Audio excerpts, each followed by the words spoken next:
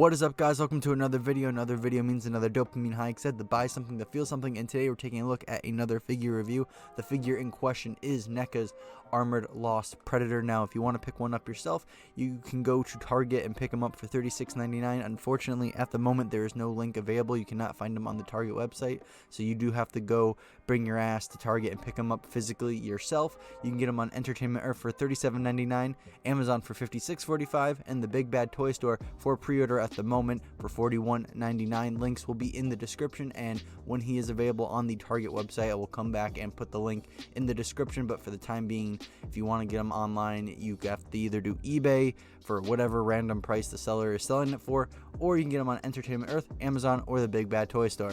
Now, there isn't much known about the Armored Lost Predator, but from what we do know is that his only appearance was in Predator 2 when he made his appearance with the Lost Tribe.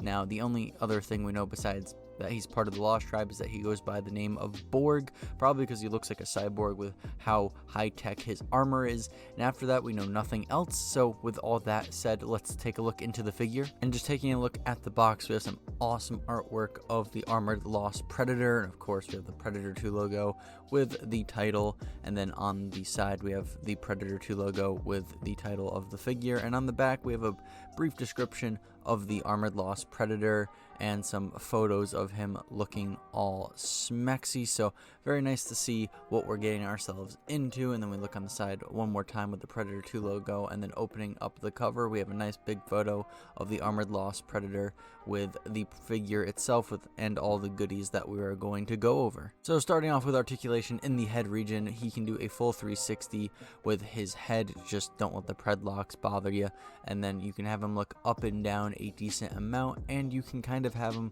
tilt his head side to side. There's a pretty good pivot with his head, so you can have him look in pretty much any direction that you want him to. So very good feel in the head region of the figure. And then moving over to the arms, you can rotate his arm 360 degrees, and then you can bring it up a really good amount. Like, you can have him, raise his hand essentially, and he can flap open his arm a decent amount as well. So very good to see that range of motion there. And then you can rotate his bicep 360 degrees, but because of the shoulder plating, I do not recommend it because you might mess it up or accidentally break it off. And then moving to the elbow articulation, you can bring his forearm up a decent amount, so it's always good to see that range of motion there in the body. And then of course the hand has the simple 360 degree rotation, and bend the wrist pretty much however you want, so very nice to see there.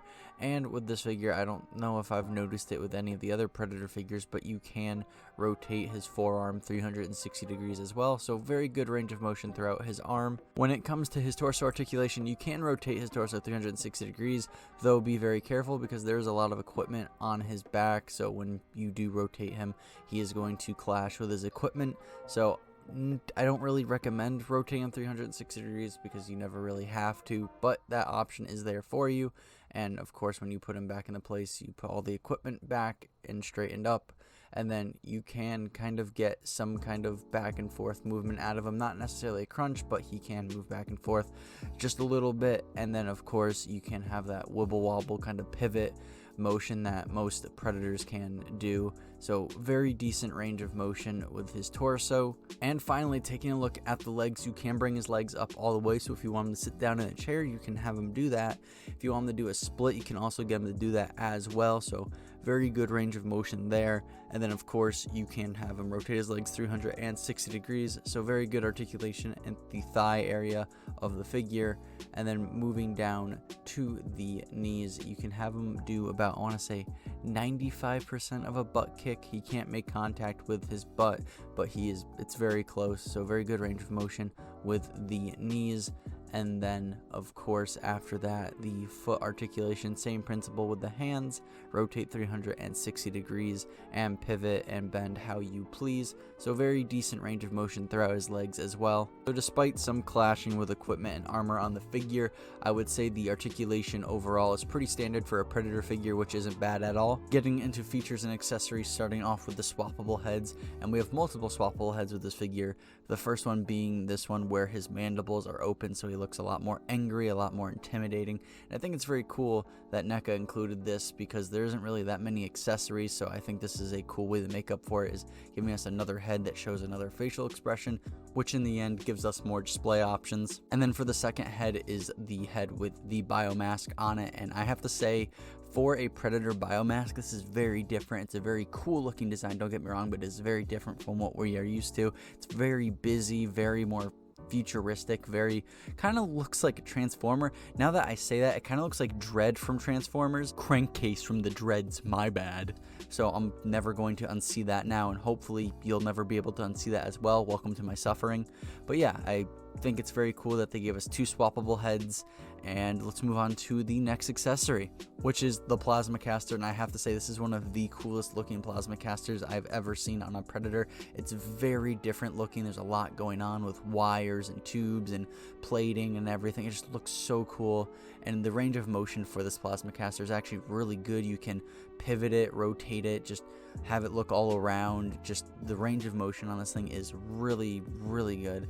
And I think this is one of the best looking and feeling plasma casters we've had in a while. Unfortunately, there is no blast effect included, but that's okay because just this thing looks so sick. Jesus, I hate myself. I used sick unironically. And before we go into the handheld weapons, we gotta show off the hands, starting off with 2 open hands, one kind of halfway between being open and closed, a tight grip holding hand, and there is a more loose grip holding hand for the sword, but I forgot to throw it on with the other hands. So there are 5 hands in total included. Getting into the first weapon included, and it is his sword. Now this thing looks awesome. I don't know what it is, but just the idea of a Predator having a sword is just really cool to me. And you know, I think they did a really good job with its design and the overall paint job and sculpt. There's like grooves into the handle. Then if you look at the blade, you can see that it's been worn, it's been used. There's a story to tell with all the grit and just, you know, the worn paint on it. So I think NECA did a really good job at executing the sword given to this guy. And if you don't want the sword to be in his hands, but you still want it on him, there is a sheath on his back for the sword, and you just pop it in and out. It's simple as that, but be careful how you put it in because there is a wrong way to do it, and if you do force it down the wrong way, it's going to stay stuck in the sheath, and it is a bitch to get out because once you force it in, it does not want to get out. So it took me a while to get it out. By that I mean it just took me like 5 minutes of grunting like an ape. But you know, yeah, be careful, don't force it down, try turning the blade the other way and pushing it in, and if it goes in easily, there you go. And for the final accessory included, we do get a shuriken. We only get one, and we only get this extended version. We don't get any collapsed version or anything like that. Not that I'm saying that's a bad thing, it's just I'm informing you guys that we only get the extended version, and I think that this does look really good. The blades, they look worn, it looks like they've been used quite a bit, and then the handle itself, I like all the little carvings and indents in it. The attention to detail is phenomenal on these things. I just think NECA did a really good job at executing it. And now that we've gotten articulation and accessories out of the way, we can break down the design of this figure. And I have to say, this is probably one of the most coolest, different, and most busy looking Predators that we've gotten so far from what I've seen. And just starting on his biomask, just how different it looks already from what a normal biomask usually looks like, and just all the screws, the wiring, the armor plating, the indents, just everything there. It just makes this helmet pop out, and the amount of detail is insane. It's just a very cool looking biomask. And then removing his biomask, the amount of effort that was put into his face is also appreciated and insane.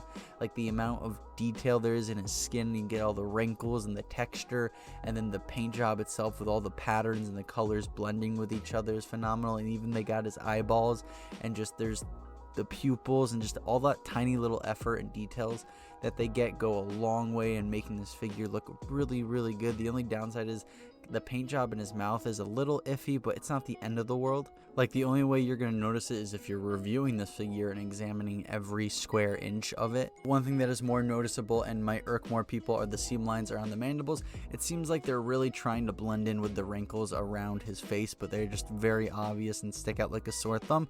For me personally, I'm indifferent because I'm going to display him with the biomask on, but for people people who take photography of their figures or want to display them without the biomask, this might be an issue to some of you. And then of course the pred locks look really well. There's not really a pattern to these, so it's nothing too crazy, but still the effort is appreciated. Now I can go on forever about why each part of this figure's body looks really good, just like I did with the head and the biomask.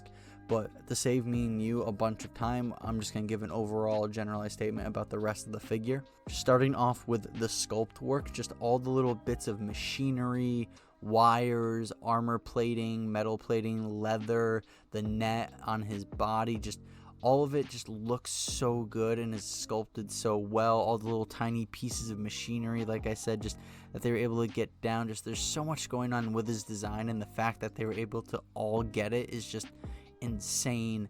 And just going to like his skin color and pattern, just how well it all blends and looks and contrasts with each other is also really good. And then the paintwork on this figure is something else. If you actually pay attention to his armor, there's an actual story you can kind of get out of it. You can see that he has some of the older traditional Predator armor, and it looks worn, it looks used, it looks like he had it for a long time. And then the more futuristic cyborg pieces of equipment he has, they look used because, you know, he's a Predator, he's in the field frequently, but it looks a lot newer. It looks like he acquired it a hell of a lot more recent than the traditional Predator armor that he wears. And I think that amount of detail NECA put into this figure is phenomenal. And then obviously they did a really good job with his skin color and the patterns on his skin and how well they contrast and play with each other.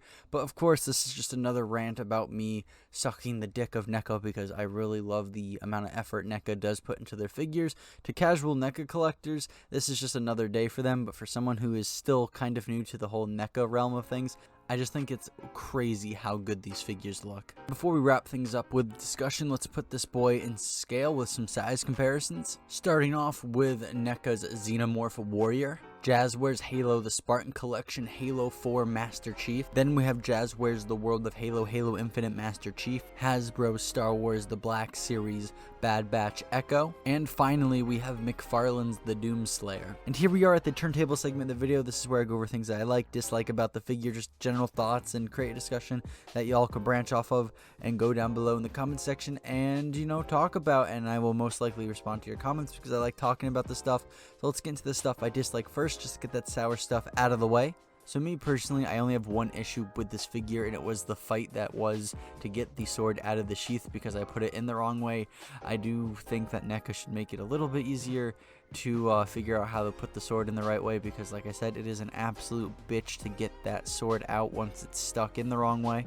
Now after that, there are two things that come to mind that I personally don't find to be an issue because it just personally doesn't bother me, but because I can see it being an issue for someone else, I will list them off anyways, just so for those who it might annoy know that this is included with the figure. And that first thing is that some of that pink color that we see inside his mouth is seen on his teeth and around his lips. I don't know if I would say predators have lips, but that fleshy pink color can be seen in places around his mouth where it shouldn't be. So there was a mispaint or a painting mishap with my figure. I don't know if this is for every Armored Lost Predator figure, but for me, I do have this, and I personally don't care enough because I'm going to be displaying him with his biomask on. But there's people out there who I know are very stingy about mishaps with the paint job, and I just wanted to throw that out there for those who may be that person. And then the second thing that does come to mind is the seam lines around the jaw. It is very noticeable, and I know that's something that more people might be a little iffy about. For me personally, like I said, I am indifferent because I'm going to be displaying my Armored Lost Predator with the biomask on. But for those who aren't, and those who do toyography and stuff like that, might care a little bit more because the seam lines are very noticeable and they do stick out. So getting into what I do like about this figure and just recapping on the big obvious one, and that is the looks. This figure looks really good when it comes to sculpting and painting. And then the feel of this figure feels really good. Granted, most Predator figures just have a really good range of motion when it comes to the realm of action figures.